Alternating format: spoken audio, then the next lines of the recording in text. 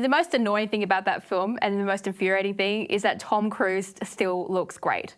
I mean, can you imagine being his co-stars from the original and seeing him walk onto set? You'd hate him. You wouldn't be able to help it. But it begs the question, do men and boys need these sorts of role models? Because our men and boys are being told all the time, oh, it's bad if you're a man. Being masculine is evil and, abusive. Surely they need some fun, macho, hero-style adventure, because that's what men want to do. Like, boys want to dream of this kind of thing. Is it important to have this kind of entertainment for men? Yes. Men need role models, and women like this stuff too. But just taking it away, especially in society, what you just said, especially here in America, masculinity is considered toxic masculinity.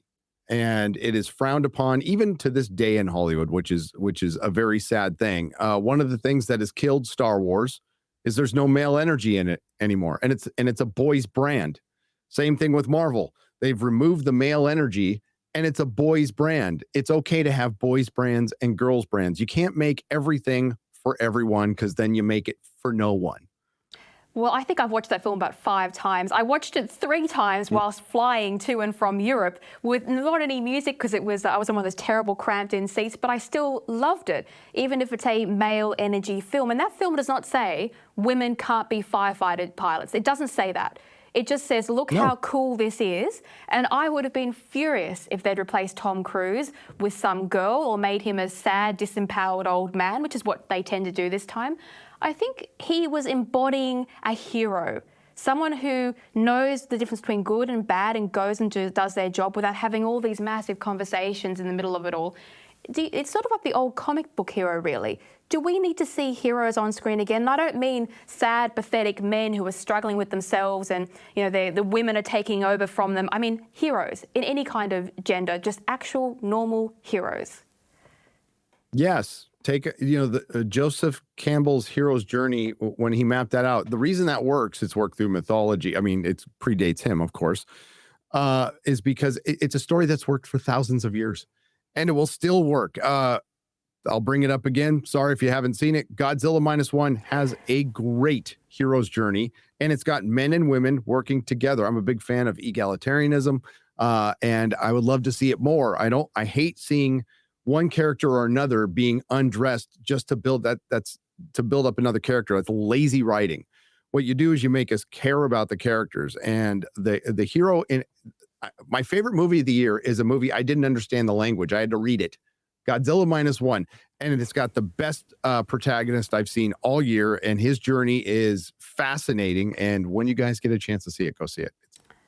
Well, let's talk about the worst embodiment of the sequel and the male journey. That would have to be the new Indiana Jones, a franchise that lost its charm so long ago.